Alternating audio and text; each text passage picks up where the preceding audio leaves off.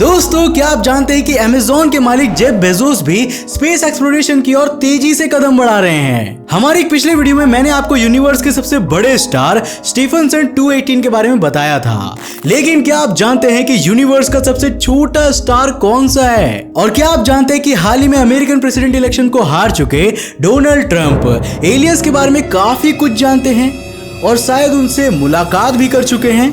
I guess आप इनके बारे में नहीं जानते होंगे और अब आप इनके बारे में जानने के लिए काफी एक्साइटेड हो रहे होंगे, तो वीडियो को बिल्कुल एंड तक जरूर देखना, क्योंकि आज हम आपके लिए लाए हैं बेहद ही चौंका देने वाले स्पेस फैक्ट्स।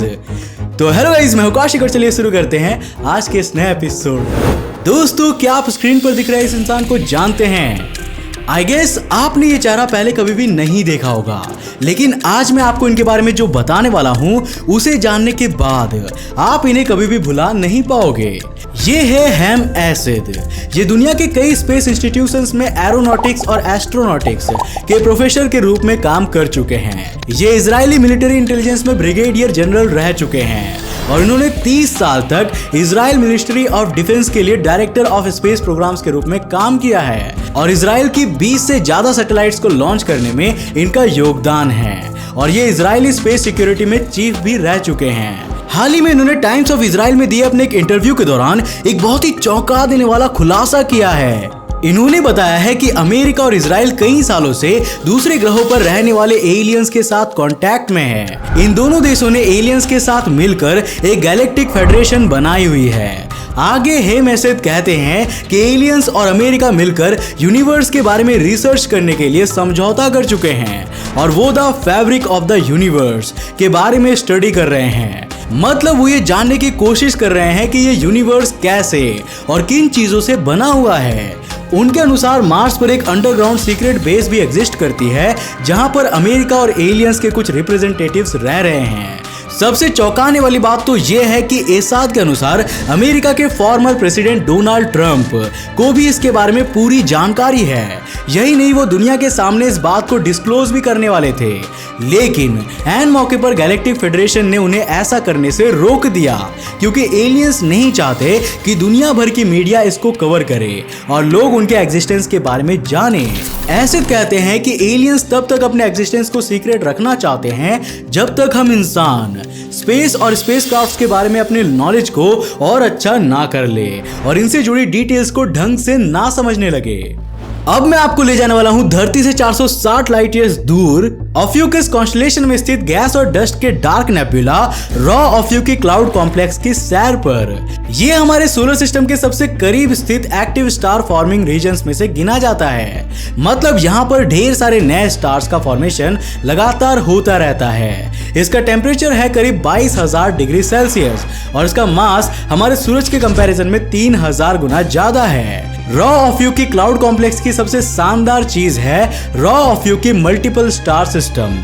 ये एक्चुअली एक ग्रुप ऑफ स्टार सिस्टम है जिसमें अलग अलग स्टार्स आपस में एक दूसरे से ग्रेविटेशनली बाउंडेड है और एक दूसरे को ऑर्बिट करते हैं। इसके सेंटर में दो स्टार्स का एक पेयर है जिन्हें हम रॉ ऑफ्यूकी ए और रॉ ऑफ्यूकी बी कहते हैं। वही इसके थोड़ी आगे जाने पर आपको रॉ ऑफ्यूकी सी और रॉ ऑफ्यूकी डी स्टार्स भी मिलते हैं। जब आप इस मल्टीपल स्टार सिस्टम के फोटोग्राफ्स को देखते हो ना, तो इसकी खूबसूरती स्पेस की फील्ड की ओर आपको और भी ज्यादा अट्रैक्ट करती है और हमारे साथ इसे एक्सप्लोर करने के लिए प्रेरित करती है। दोस्तों, अभी हाल ही में स्पेसएक्स के मालिक एलोन मस्क अमेज़न के मालिक जेफ बेजोस को पीछे छोड़कर दुनिया का सबसे अमीर आदमी बन चुके हैं। एलोन मस्क की नेट वर्थ $209 बिलियन हो चुकी है, जबकि जेफ बेजोस की नेट वर्थ $185.7 बिलियन ही है। आई होप कि आने वाले दिनों में हमें इन दोनों बिलियनर्स के बीच में कड़ी टक्कर देखने को मिलने वाली है। लेकिन क्या आप जानते हैं कि इन दोनों के बीच सिर्फ दुनिया के सबसे अमीर इंसान बनने की लड़ाई ही नहीं चल रही है,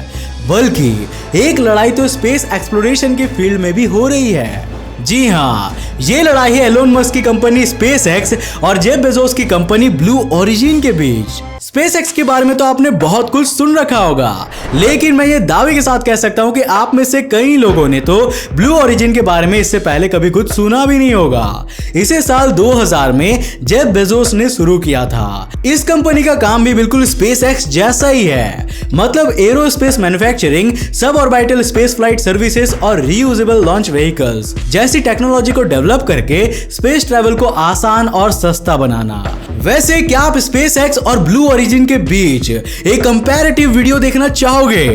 अगर हाँ तो हमें नीचे कमेंट्स करके जरूर बताना। अगर आपके कमेंट्स ज्यादा हुए तो मैं इस टॉपिक पर वीडियो जरूर लेकर आऊंगा। दोस्तों, अर्थ लाइक एक्सोप्लैनेट के एपिसोड 3 में जब मैंने आपको ट्रैपिस्ट सोलर सिस्टम के बारे में बताया तो आप में से कई लोग ये पूछ रहे थे कि एक स्टार आखिर कितना छोटा हो सकता है और इस ब्रह्मांड में खोजा गया सबसे छोटा स्टार कौन सा है। तो चलिए आज मैं आपको इस सवाल का जवाब भी दे देता हूं। ये स्टार है धरती से करीब 630 लाइट ईयर्स दूर स्थित EBLM J055557 triple star system का एक स्टार EBLM J05557AB। हमारे करंट स्टेलर मॉडल्स के अनुसार इससे छोटा स्टार हाइड्रोजन का फ्यूजन ही नहीं कर सकता है। इट मींस कि वो स्टार हो ही नहीं सकता है। इस स्टार को अगर हम अपने सूरज के साथ कंपेयर करें तो शायद आपको सुनने में मजा ही नहीं आएगा। तो चलिए इसे हम जुपिटर के साथ कंपेयर करते हैं। इसका मास जुपिटर के मास से 85 टाइम्स ज्यादा है, लेकिन इसकी रेडियस जुपिटर से भी छोटी है। मतलब शायद इसका रेडियस हमारे शनि ग्रह के आसपास का होगा। अब मैं आपके लिए दो चीजों का बड़ा ही एक्सक्लूसिव और इंटरेस्टिंग कंपैरिजन करने वाला हूं। दोस्तों, अगर मैं आपसे कहूं कि धरती के रिस्पेक्ट में स्नेल की स्पीड हमारे यूनिवर्स के रिस्पेक्ट में लाइट की स्पीड से भी ज्यादा तेज है, तो आपका रिएक्शन क्या होगा? जी हाँ, मैं बिल्कुल सही बोल रहा हूँ। हमारा ऑब्जर्वेबल यूनिवर्स करीब 92 बिलियन लाइट ईयर्स में फैला हुआ है। मतलब अगर लाइट को इसे पूरा पार करना है तो 92 बिलियन ईयर्स का समय लगेगा। वहीं अगर एक स्नेल धरती का पूरा चक्कर लगाना चाहे तो उसे कितना समय लगेगा? चलिए कैलकुलेट करते हैं। हमारी धरती का सरकमफेरेंस 40,075 किलोमीटर है और एक एवरेज स्नेल एक दिन में करीब 1.1 किलोमीटर ट्रैवल कर सकता है। इस हिसाब से उसे पूरी धरती का एक चक्कर लगाने में मिनिमम 36,431 डेज यानी कि 99 से ज्यादा सालों का समय लगेगा। इट मींस कि एक स्नेल धरती पर जिस स्पीड से ट्रैवल कर रहा है वो यूनिवर्स में ट्रैवल करने वाली लाइट की स्पीड से करीब 100 करोड़ गुना ज्यादा तेज है। Can you imagine? तो भाई अब अगर आप किसी स्नेल को देखें तो उसे इतना भी स्लो मत समझना, क्योंकि वो भी अपने स्केल पर काफी फास्ट है। दोस्तों, क्या आपने जूस के बारे में सुना है? नहीं, मैं वो पीने वाली जूस की बात नहीं कर रहा हूँ। मैं बात कर रहा हूँ जुपिटर आईसी मून्स एक्सप्लोरर की। ये एक इंटरप्लैनेटरी स्पेसक्राफ्ट होने वाला है जिसका डेवलपमेंट यूरोपियन स्पेस एजेंसी और एयरबस डिफेंस एंड स्पेस मिलकर कर रहे हैं। ये जुपिटर के 3 मून्स गैनीमीड, कैलिस्टो और यूरोपा की स्टडी करने वाला है और वहां की आईसी सरफेस के नीचे पानी की खोज करने वाला है। इस मिशन को जून 2022 में भेजने की तैयारी हो रही है और ये साल 2029 तक जुपिटर के पास पहुंच जाएगा। इसे एरियन 6 रॉकेट से लॉन्च किया जाना है जो खुद भी अभी डेवलपमेंट के प्रोसेस से ही गुजर रहा है। दोस्तों, अभी फिलहाल पूरी दुनिया एक बार फिर से कोरोना वायरस के साए में जाती हुई दिख रही है। कोरोना की जो दूसरी लहर आ रही है वो हमारे लिए काफी डेंजरस साबित हो सकती है। लेकिन क्या आप जानते हैं कि स्पेस में तो साल 1959 में ही कोरोना आ चुका था?